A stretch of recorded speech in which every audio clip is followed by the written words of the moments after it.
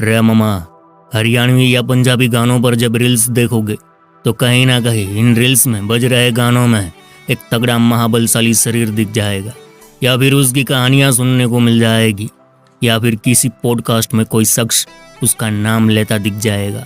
वह नाम है नीरज पेप्सू।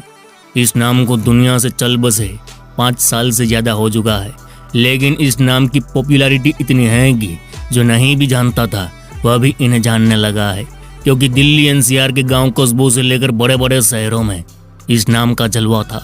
नीरज पेप्सू भारत का ताकतवर बॉडी बिल्डर, कम समय में लाखों लोगों के दिलों पर राज करने वाला, यहाँ तक कि कुछ लोग तो उसकी पूजा भी करने लगे थे। लेकिन अचानक सोशल मीडिया सेंसेशन बने नीरज पेप्सू की जिंदगी में ऐसा क्या हुआ कि उसने खुद जीवन की डोर अपने हाथों से काट ली। आखिर नीरज की जिंदगी का वह आखिरी राज क्या था? नीरज की मौत की असली कहानी क्या है? आइए सब जानते हैं। वीडियो में आगे बढ़े उससे पहले आपको बता दूं, आपके गुज्जू भाई ने अपना फेस रिवील कर दिया है। हमने अलग से एक व्लॉग चैनल बनाया है जिसमें डेली व्लॉग आएंगे, तो मेरे यारों, जैसे आज तक आप मुझे सपोर्ट करते आए हैं वैसे ही व्लॉग में साथ देते रहना। फटाफट जाइए गुज्जू यादव व्लॉग चैनल को सब्सक्राइब करो और जितना हो सके उतना शेयर करो, क्योंकि हमें जल्दी से उस चैनल को मोनेटाइज करवाना है।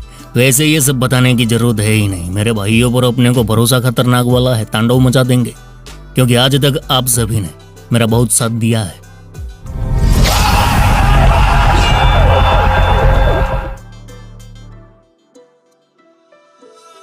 केम छो मजामा? अरे मामा, दिल्ली एनसीआर के किसी भी क्लब या बार का सीन उठा के देख लीजिए।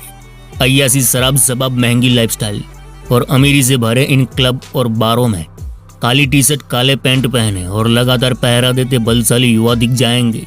उनकी नज़र डांस फ्लोर पर नाचते कूदते अय्यासी करते लोगों पर होती है कि क्लब में कहीं अभद्रता तो नहीं हो रही, कोई हुड़दंग तो नहीं मचा रहा। लेकिन बाउंसरों को देख लोग पहले ही कायदे में आ जाते हैं।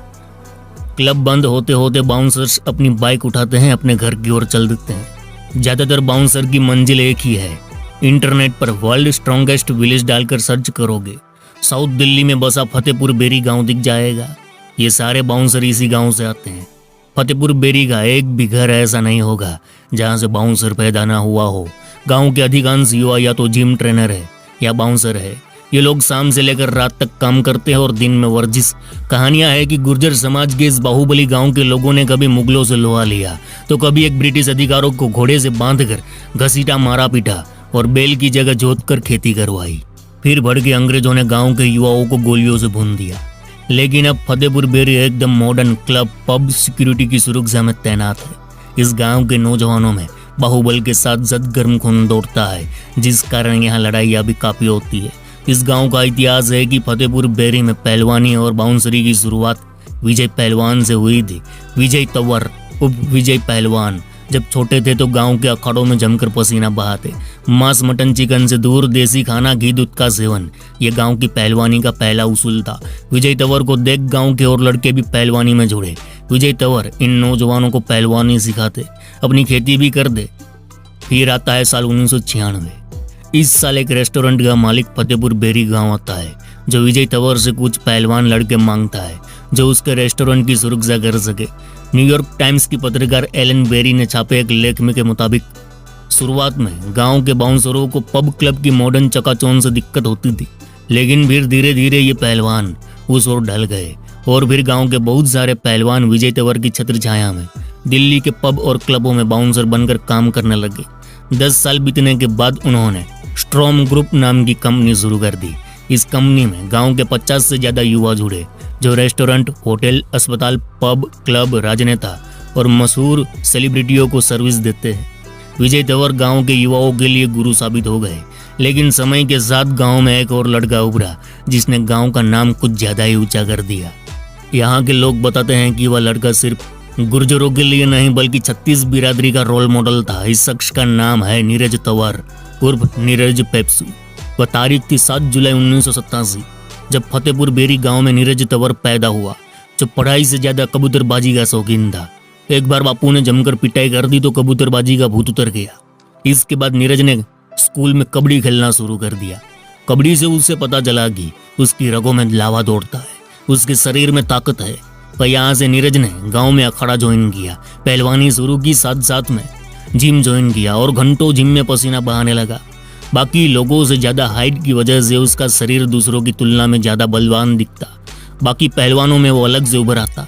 देखते ही देखते उसने बाउंसरों की कंपनी खोल ली, फिर अपना बिजनेस दायरा बढ़ाने गुड़गांव में ढाबा खोल लिया। अब दिल्ली से गुड़गांव आना जाना शुरू हुआ। अरे मामा, ये वही दौर था जब इंटरनेट की दुनिया में टिकटॉक ने एंट्री मारी थी। लोग सोशल मीडिया का इस्तेमाल करना जान चुके थे, तो नीरज ने भी इसमें आजमाया। अपने वर्कआउट के वीडियो टिकटॉक पर डाले, रातों रात धड़े से शेयर होने लगे।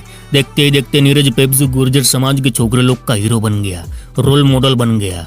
उसके नाम के फैन पेज बनने लगे, स्टेटस लगने लगे, लाखों लड़के उससे जुड़ने लगे। इससे नीरज का कद और बढ़ गया। अब दूसरे इन्फ्लुएंसर्स उसके साथ कोलैब्स करने लगे। इससे हुआ यूं कि नीरज का दायरा और बढ़ा और वह 36 बिरादरी का रोल मॉडल बन गया। लोग उसके साथ फोटो खिंचवाने आगे पीछे घूमने लगे। पैसा, पावर और रुतबा आया तो मुफ्त में। दुश्मनियां, लड़ाइयाँ और दबंगाई भी आई। नीरज को जानने वाले बताते हैं कि ऐसा एक हफ्ता नहीं बीता जिसमें नीरज ने लड़ाई ना की हो। समाज के लिए, दोस्तों के लिए या टसन में उसकी लड़ाइयाँ बढ़ती गई, दुश्मन भी बढ़ते गए, पुलिस केस भी बढ़ गए। लेकिन उसने रसूख ही ऐसा बना लिया था कि पुलिस कभी घर तक नहीं पहुंच पाई। नीरज के दोस्त बताते हैं कि हम उसे कहते थे कि लोग तुम्हें मारने का प्लान बना रहे हैं।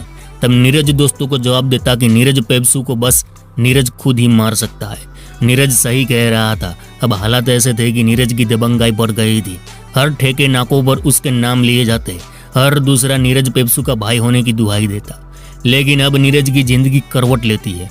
दरअसल 2015 में नीरज के जिगरी यार प्रदीप तंवर की हादसे में मौत हो गई, जिससे नीरज टूट गया। दूसरी ओर गुड़गांव में खोला गया ढाबा घाटे में चला गया। 2020 की शुरुआत में नीरज के पिता को कैंसर हुआ, साथ में नीरज के पेट में अल्सर हुआ। स्थिति दिन ब दिन बदतर होती जा रही थी। नीरज मानसिक रूप से टूट रहा था कि तभी उसके पैर में फ्रैक्चर हो गया।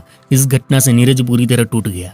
उसके भाई प्रीत एक पॉडकास्ट में बताते हैं कि अब तक वो अपनी शरीर के कारण सब कुछ हासिल किया था, लेकिन चोट, नुकसान, घाव के कारण उसे लगने लगा कि शरीर कमजोर हो गया है। वह डिप्रेशन में चला गया, अकेला रहने लगा, घंटों तक गाने सुनता रहता। उसकी दाढ़ी बढ़ गई थी, आंखों के नीचे कालापन दिखने लगा था, आवाज में पहले जैसी बात नहीं थी। और फिर वह दिन आता है 15 मार्च 2020। नीरज अपने घर पर ही था। घर वालों को पता था बेटा हमारा मानसिक रूप से हार गया है, इसलिए परिवार वाले नीरज पर नजर गड़ाए बैठे थे। उस दिन छोटा भाई प्रीत नहाने गया कि तुरंत नीरज घर से जूस पीने निकल गया। जैसे ही माँ और भाई को पता चला नीरज घर से निकल गया, तो भाई ने तुरंत गाड़ी निकाली, उसे ढूंढने निकल गया। इधर माँ ने नीरज को लगातार फोन करना शुरू किया। प्रीत ने उसे कई ठिकानों पर खोजा, तभी माँ ने प्रीत को फोन किया, घर आ जाओ। नीरज आ गया। तब प्रीत घर आया। माँ ने बताया कि नीरज आकर पानी मांगा, पानी पीकर बैठा है कुर्सी पर और तब से वहीं बैठा रहा है। घर वालों को समझ आ गया कि नीरज ने कुछ कर लिया है। फिर नीरज को उल्टियाँ शुरू हुई। घर वाले उसे लेकर अस्पताल भागे। अस्पताल में पता चला नीरज ने सल्फाज खा लिया है। प्रीत भागकर उसके पास गया, पूछा भाई ये क्या कर दिया? नीरज ने कहा अब मुझे जाने दो। कुछ देर बाद नीरज ने दम तोड़ दिया। उधर नीरज की मौत की खबर से पूरे देश में हाहाकार मच गया। लाखों लोग उसकी अंतिम यात्रा में जुड़े। उधर लोगों ने नीरज की मौत को लेकर कई थियरियां बनाई, उस पर गाने बनाए गए। आज भी नीरज पेप्सू को उसके शरीर के कारण याद किया जाता है। तो मामा ये थी नीरज पेप्सू की कहानी कैसी लगी कमेंट में जरूर बताना। और हाँ, व्लॉग चैनल को सपोर्ट करना ना भूले, सब्सक्राइब भी कर देना। चलो इस गुज्जू भाई का राम राम, मिलते हैं फिर।